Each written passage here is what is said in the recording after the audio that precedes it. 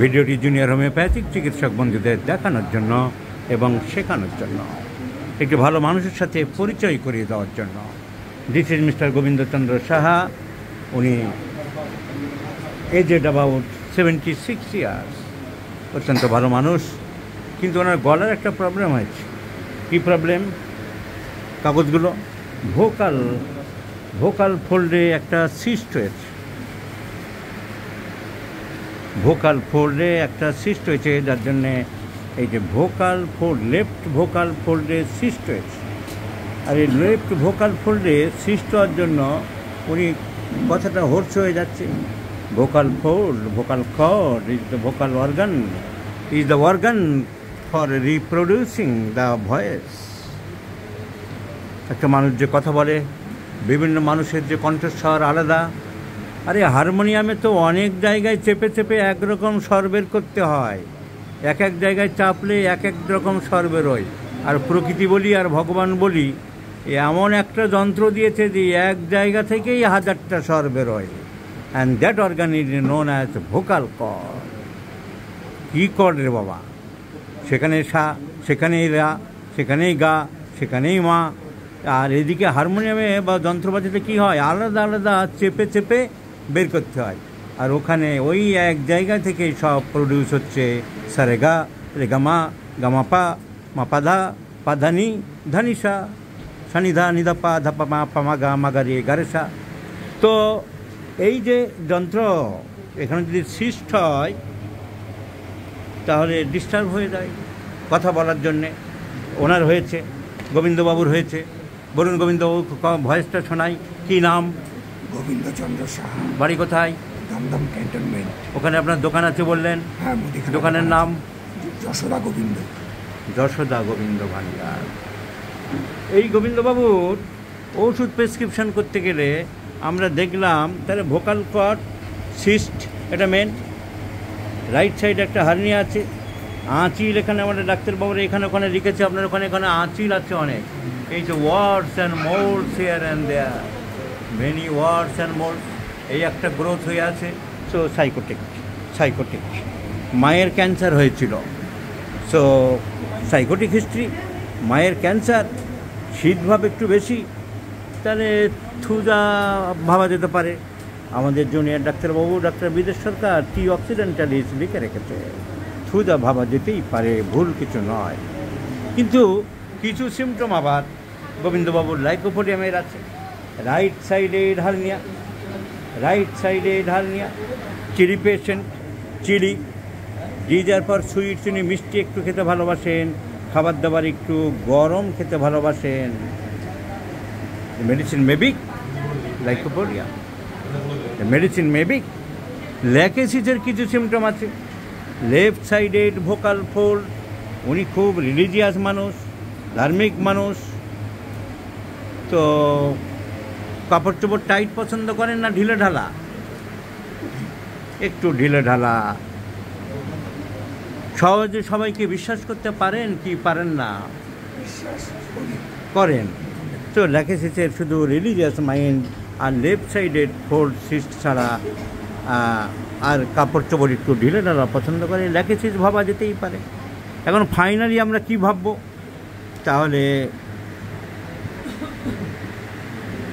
Hoarseness of voice, right সাইডের hernia, desire for sweets, desire for warm food, লাইকোপোডিয়া।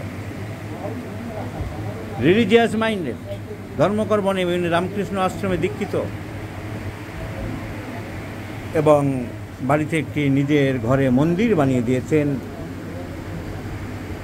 ছিচ আছে। তো lycopodium may be selected, Lachesis may be selected, Thuja may be considered। কিন্তু আমি গল্প করতে করতেই হোমিওপ্যাথি ডাক্তারদের বলেছি একটু সময় দিতে হয়, অত ঝটপট করে প্রেসক্রিপশন করলে কারেক্ট ওষুধ হবে না। আমি ওনাকে কীরকম ধর্মকর্ম পছন্দ জিজ্ঞাসা করতে জানলাম। উনি ছোটোর থেকেই একটু ধর্মপরায়ণ ব্যক্তি, বিবেকানন্দ রামকৃষ্ণের প্রতি খুবই শ্রদ্ধাশীল এবং নিচে একটা ছোট দোতলায় নিচে দোকানদারি করেছে, আর উপরে উনি থাকেন, কষ্ট করে থাকেন। কিন্তু ওনার পাশে একটা ফ্ল্যাট আছে। কয়তলার উপরে সেটা?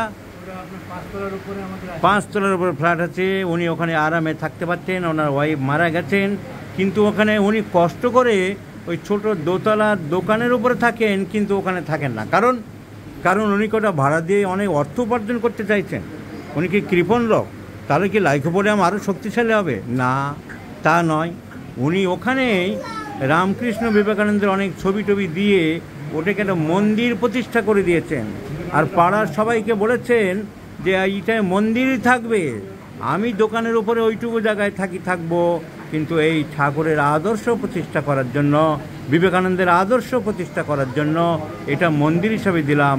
সবাই এখানে আসবেন, সবাই থাকবেন, আর আমি যেদিন থাকবো না সেদিন এটা মন্দির হিসাবে এস্টাবলিশড হয়ে থাকবে। এই কথা ঠিক? আপনি কে হন? ভাই হয়। এইটাই তো আপনার মনের ইচ্ছা। আর ইনি প্রত্যেকদিন সন্ধ্যাবেলাতে আরতি করেন। আপনি সন্ধ্যাবেলায় ওখানে আরতি করেন, পূজা পার্বণ করেন,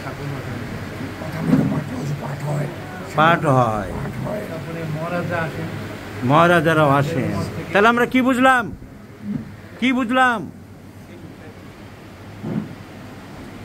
নিজের একটা ফ্ল্যাট, যার দাম কয়েক 15, 20, 20, 2.5 লক্ষ টাকা দাম হোক, উনি অকাতরে বিলিয়ে দিলেন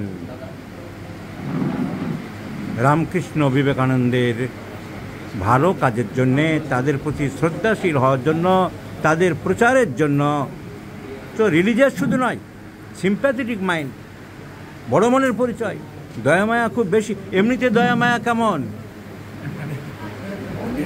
দেখা আমি টিভি চ্যানেল যখন দেখতাম তো কোনো কষ্ট হতো কারো, আমি দেখতে পারতাম না। গরিব মানুষের দুঃখ কষ্ট আপনি দেখতে পারেন না।